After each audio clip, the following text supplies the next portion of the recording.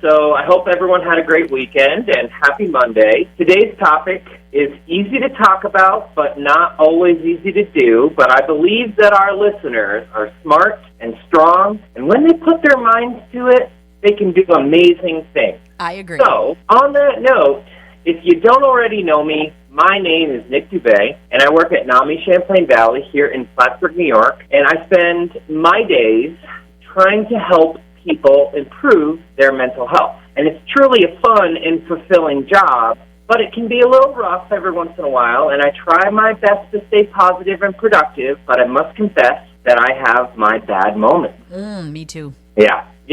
Now, I believe bad moments is something everyone experiences, even if they don't have a mental health diagnosis. So, Amanda, first, what does a bad day or a bad moment look like to you? Well, I can tell you, getting into work today, worrying about the phone not working, that kind of set the tone of my morning. It was going to be very difficult and having to call in tech support and all this other stuff. So that was a very bad moment for me because it was the uncertainty of what was going to happen if that didn't work. Right, exactly. And the uncertainty and all the stuff that you're going through it shaped your day, right? Absolutely. You're almost expecting bad things to happen after that, right? Yeah, and it kind of set me up. Even though today's improved, it's kind of set me up for ugh. Yeah, what's going to happen? Right. Well, for me, bad days or bad moments, they can be from a million different reasons. And sometimes they're short moments, or sometimes they take a whole day, or sometimes they last, for me, for several days. And sometimes these bad moments are the result of me not taking care of myself properly, and sometimes they're reactions to stress, and sometimes they're just completely out of the blue, and I just start to have a bad moment. So what should we do about this? More importantly, what do you think that we should do about this, Amanda? I'm all ears because sometimes I don't know how to get myself out of these and I don't know what to do. So, for me, I don't know if my way of going about it is healthy or not, but I just tend to shut down and cut people out, and I don't think that's the best way to handle it. So maybe we should listen to you instead of me. Well, that might be part of it, but this is the time when I can tell you about an awesome program, and the program is called WRAP. That's WRAP.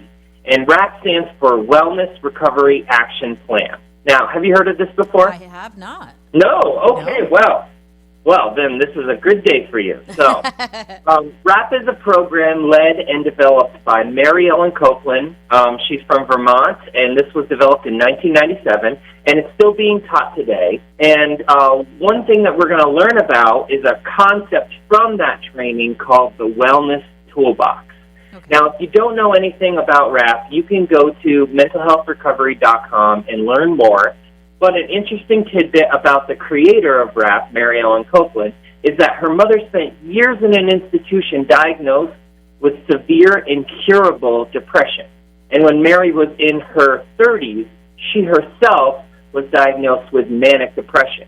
And she felt that there were too few resources for people who were struggling. So she spent years doing research and developing programs for people who were struggling with their mental health, and one of these programs is what we call WRAP. Now, again, for more information, just go ahead and go to mentalhealthrecovery.com. That's actually WRAP's website. And before I talk about the Wellness Toolbox, I feel like we need to kind of change our thought processes a little bit.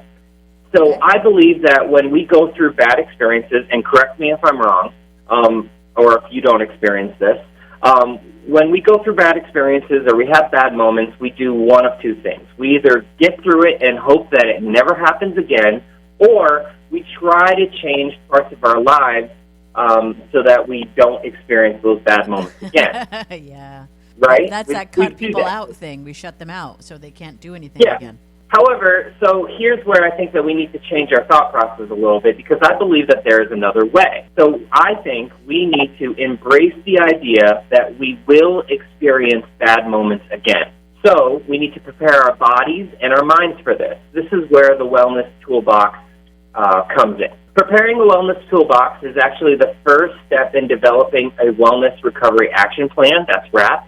And put simply, the Wellness Toolbox is a list of things that you've done in the past or you could do to help yourself stay well. And it's also a list of things that you can do to help yourself feel better when you are not doing well. And on a side note, because I'm using this terminology, on a side note, sometimes people interpret being unwell as being sick with the cold or the flu, but in a broader scope, being well or unwell just means how you feel about yourself and your life. And this references your body health, your mental health, and global health. Does that make sense? Totally. Okay. So we're going to talk about the Wellness Toolbox. Amanda, what are some of the things that you do to feel better?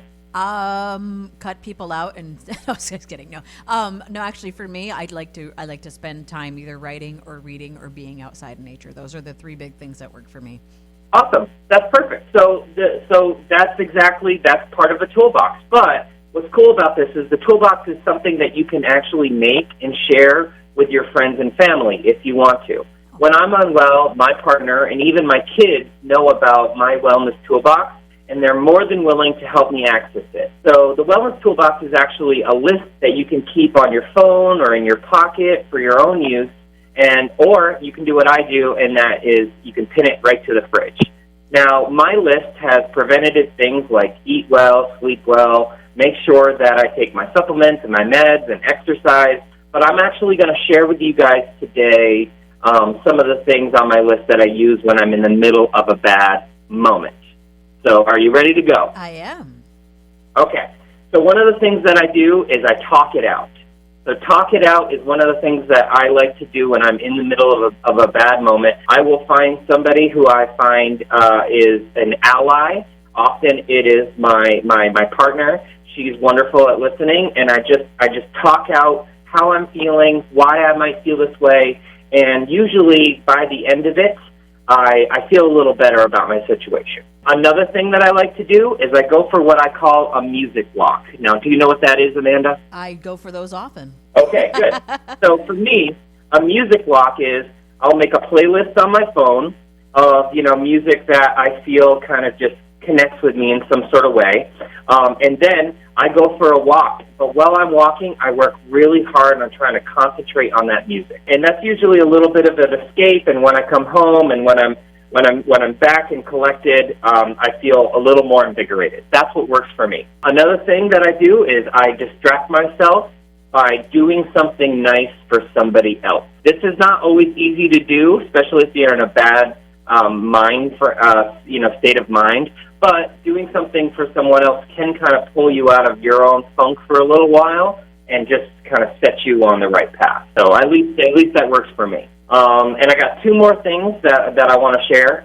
One is that I also this is a very important part of my list is I get away from stress-inducing entertainment. Facebook, Instagram, Twitter, YouTube. I just try to unplug myself from those things because if I'm already in a bad state of mind, I don't want to see anything or interact with something that's going to just necessarily make it work. Oh, yes. Or worse. So like usually politics or social-minded stuff just kind of usually get me in a worse state of mind. So when I'm not doing well, I just unplug myself from that. I understand that one. Cool. And the last thing that I want to share that I do that's in my wellness toolbox is that I play. This seems a little strange, but when I'm not feeling well, when I'm not feeling like I want to do anything, or when I'm stressed out, or when I'm just unwell, all I really want to do is walk into the woods, build myself a nest, and just shut out the world for a little while. But that's really just not possible for me. And so a lot of times I'll just sit up in a chair and not do anything or just stare off into nothing. But my son, who's 5, he even knows when I'm not well what to do, and that is to play. So he'll offer to play Legos with me, or we will play Uno. Uno is one of his favorite games, and usually I don't want to do it, but by the time I'm already done playing with him or playing with a friend or even playing with my partner, I feel better. And that does work. It doesn't fix all my problems, but it's just one of those things that I can do to get from point A to point B. Fantastic. Yeah, those are because it sort of just like puts your brain on ease for a minute. Yeah, a little bit. So those are the things that I do, but I would totally like to know, what works for you, Amanda, and also what works for our listeners. And if you guys want to reach out to me, you can reach out through social media by searching for the Mental Health Survival Guide or by going to my blog, which is mhsg.org. Or you can send me an email. My email is nick@nami-cv.org. And I have one last thing to say, is to take care of yourselves and your loved ones, because we all know that survival is so much more than just staying alive. Agreed. And I appreciate you, and I appreciate these tips today. I haven't done one of those music walks in a while, so I think maybe that's what I'll do tonight for myself.